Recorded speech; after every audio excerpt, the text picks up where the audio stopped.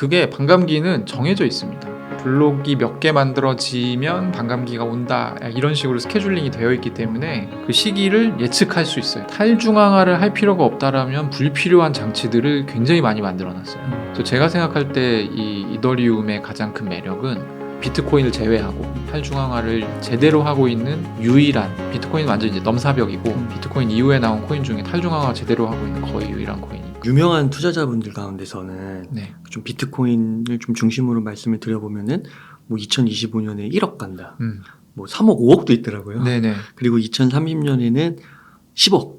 그리고 또 오늘 기사를 보니까 그 캐시우드 돈나무 언니는 네. 또 샀더라고요. 되게 많이. 아, 그렇죠. 엄청 샀더라고요. 이번에 FTX 터지고 나서.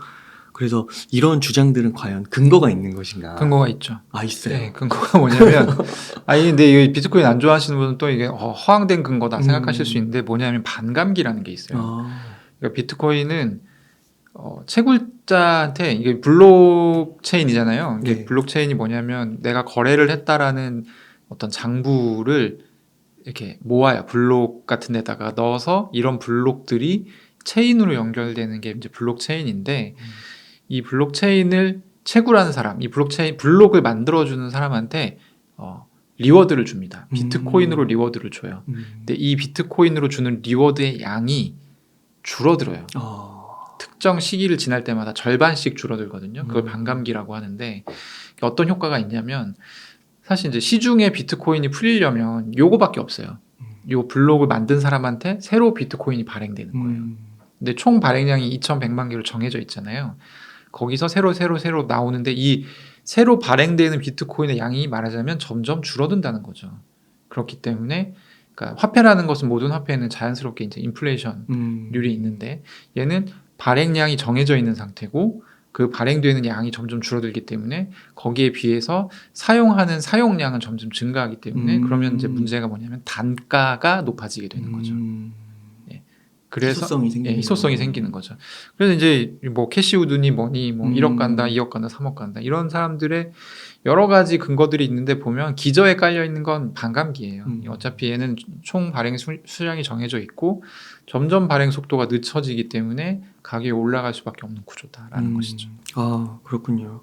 그러면은 비트코인은 진짜 1억 갈 수 있을까요? 사실 이 비트코인 한 8천만 원 정도 할 때 제가 이제 여러 가지, 그때 이제 막 엄청 분위기가 좋으니까 그래서 다 1억 간다고 했었는데. 저도 이제 어떤 방송에 불려가서, 이거 공중파 유튜브였는데 1억 갈 것 같은데요, 그냥 이런 식으로 얘기했던 적이 있어요. 근데 그때는 저뿐만 아니라 정말 모든 뭐 애널리스트들도 다 1억은 무난할 것 같은데 라고 이제 얘기를 할 때라서 1억은 무조건 저는 간다고 보고, 근데 그걸 언제 갈지는 모르는 거죠. 모르는 거고. 네. 근데 반감기가 그러면 한 2025년경도 아닌가요? 그게 반감기는 정해져 있습니다. 블록이 몇 개 만들어지면 반감기가 온다, 이런 식으로 스케줄링이 되어 있기 때문에 그거는. 그리고 이제 비트코인은 보통 10분에서 15분에 한 개씩, 보통 10분, 12분, 요즘에는 이렇게 되는데 블록이 만들어지게 돼 있거든요. 그래서 그 시기를 예측할 수 있어요. 근데 이제 예전에는 저도 반감기가 언제다 이런 걸 계산했는데 이제는 계산하지 않죠. 그냥 그런 건 이제 믿음이 없는 사람들이 계산을 하는 거고, 보통 한 24년에서 25년 사이에 한번 올 것으로. 그 이번에 이제 비탈릭 부테린 지분증명 책을 번역해 주셨으니까 이더리움은 향후 얼마까지 가실 거라고 보세요? 이더리움은 발행량이 무제한이에요. 그러니까요. 무제한인데, 처음에 이더리움을 만들 때 인플레이션도 안 일어나고 디플레이션도 안 일어나는 화폐로 설정을 했었어요. 그 얘기는 뭐냐면, 무제한 발행이 되지만 발행 속도라는 거, 그러니까 이제 아까 제가 얘기했던 게, 사용량이 늘어나게 되면 자연스럽게 그 시장의 수요가 많아지면서 코인 가격이 오르게 되거든요.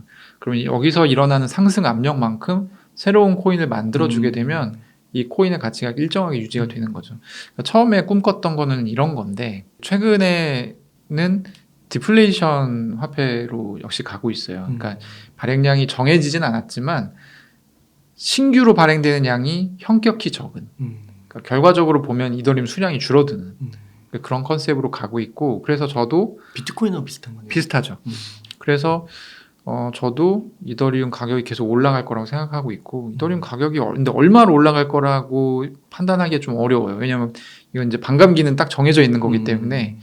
근데 이 디플레이션은 얼만큼 그러니까 단위 시간 내에 격렬한 거래가 있느냐 뭐 이런 거에 따라서 약간 소각 비율이 좀 달라지거든요. 그래서 예상하기는 어려운데 그냥 저는 그냥 상징적인 숫자로 한국 돈으로는 한 1,000만 원? 그러면은 지금 150만 원 아닌가요? 네네. 그럼 6배. 어렵지 않게 1,000만 원은 가지 않을까 생각합니다. 그 비트코인이 지금 2천만 원 초반이니까 1억을 가면 5배잖아요. 약 5배. 이더리움은 사실 더 가야 되는 거 아니에요? 한 10배 이렇게 가야 되는 아니 뭐 1,000만 원 갈 수도 있고 2,000만 원 갈 수도 있고 근데 사실 이제 얼마를 갈 거다는 무의미하고요. 그러니까 그런 얘기도 있어요. 코인 하는 분들 특히 이제 비트코인에 믿음이 엄청 강력하신 분들은 어떤 얘기 하냐면 야 비트코인은 파는 물건이 아니야. 맞아요. 그러니까 비트코인은 모으는 거지 파는 게 아니다라고 나중에 하고 100억 간다고 하는 분들도 있으시죠. 네. 그래서 이더리움 같은 경우도 이더리움도 이제 이더리움 맥시라고 하거든요. 그래서 이제 이더리움도 그냥 모으는 거다라고 하고 이제 본인도 얼마가 될지 몰라요. 근데 이제 어쨌든 계속 희소 가치를 유지할 거고 점점 더 비싸지지 않을까 이런 얘기들이 있는 거죠. 근데 다만 저는 둘 중에 고르라고 하면 비트코인은 사실 발행량 자체를 지금 바꿀 수가 없어요. 정해져 있는 발행량이 2,100만 개고 그렇기 때문에 나중에 변수가 없어요. 근데 이더리움은 이 이더리움을 가지고 있는 사람들이 어떤 의사결정을 하느냐에 따라서 좀 바뀔 수 있어요. 미래가. 그러니까 사실 이제 원래 초기에 어떤 컨셉은 아까 제가 이 책에도 나오거든요.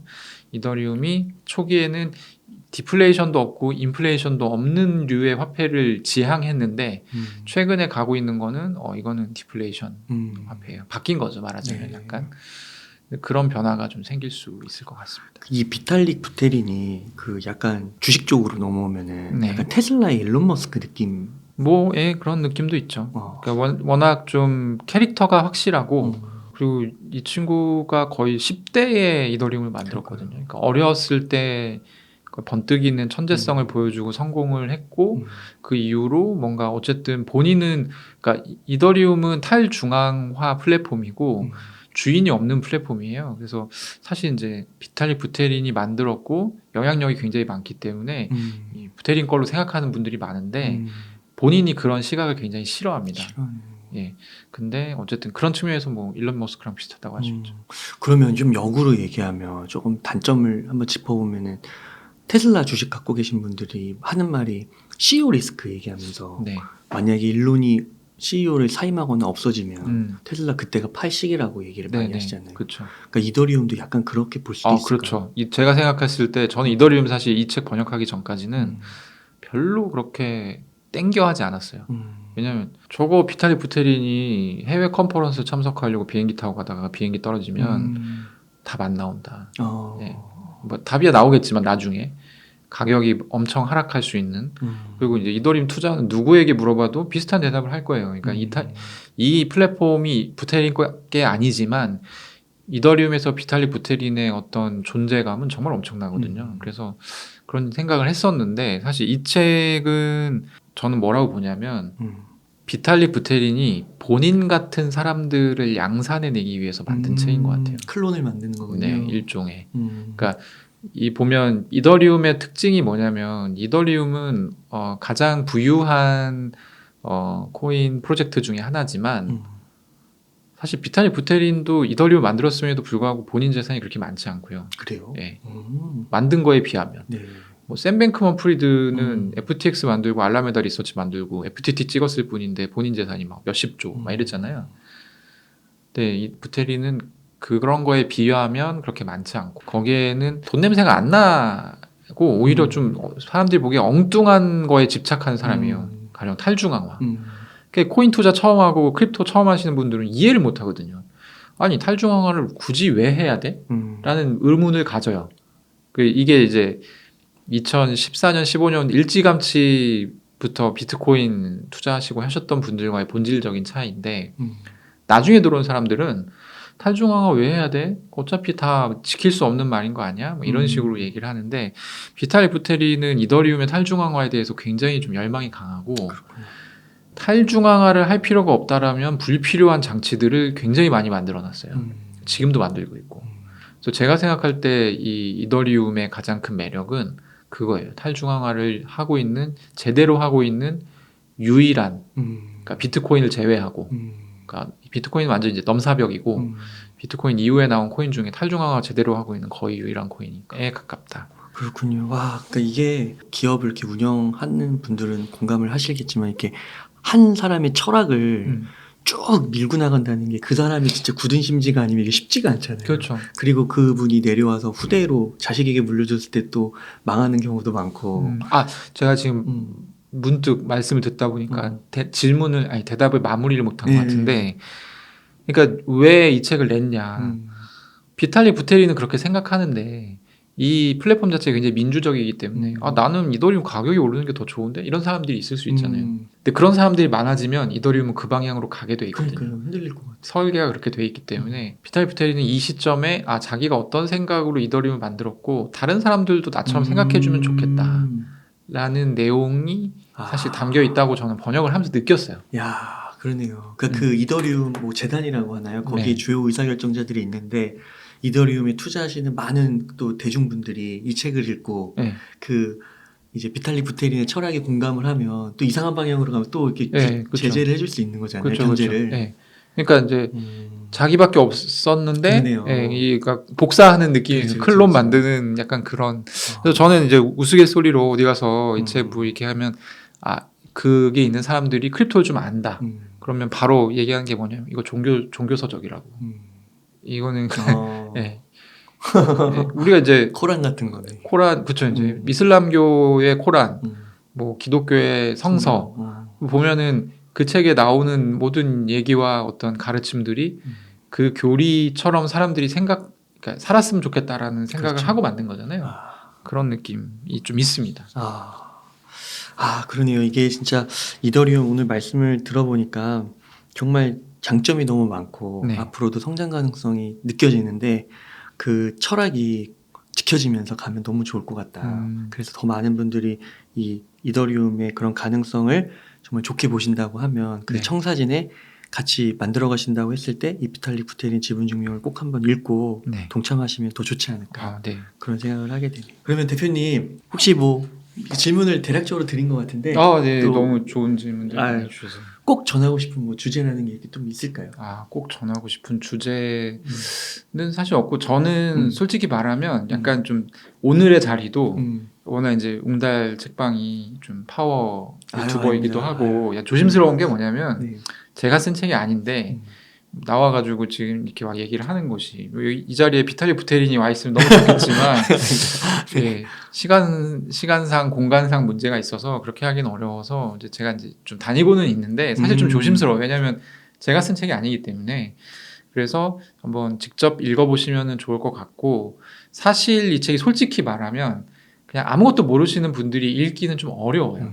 제가 번역을 하면서 느꼈어요. 그래서 약간 주제 넘지만 사실 그 매 챕터에 대한 요약을 이제 챕터 끝에다가 넣어놨어요. 그래서 아무것도 모르시는 분이 봐도 이 챕터가 어떤 내용이라는 것 정도를 이해하실 수 있도록. 그래서 혹시라도 뭐 이 책이 너무 좀 어렵다라고 이제 생각을 하시는 분들이 있을 것 같은데 그런 장치를 이미 책 안에 넣어놨기 때문에 좀 도전을 해보시는 것을 추천드립니다. 감사합니다. 그러면 대표님 끝으로 시청자분들께 하고 싶으신 말씀이나 강조하고 싶으신 말씀 있다면 부탁드리겠습니다. 책을 좋아하시는 웅달 책방 시청자 구독자분들께서는 아마 이제 여기서 다루고 있는 책들 중에 경제 경영 책들이 또 많이 있기 때문에 아마 투자들도 잘 많이 하고 계실 텐데요. 아까 뭐 저도 잠깐 얘기했지만 항상 뭔가 이제 새로운 변화의 시대가 있는 것 같아요. 뭔가 패러다임이 바뀌는 시대에 그 시대가 어디로 가는지를 미리 간파하고 거기 먼저 가 있으면 또 돈을 좀 쉽게 벌 수 있는 그런 측면이 있는 것 같습니다. 그래서 사실 저는 그래서 크립토를 하고 있고 더 많은 분들이 이제 크립토를 좀 경험하시고 해보시면 좋을 것 같네요. 네, 감사합니다. 이렇게 해서 비탈릭 부테린 지분증명책을 소개해 주신 김동환 대표님과 이야기를 나눠봤습니다. 긴 시간 동안 유익한 인사이트 많이 나눠주셔서 감사의 말씀드립니다. 오늘 고생 많으셨습니다. 네, 수고하셨습니다.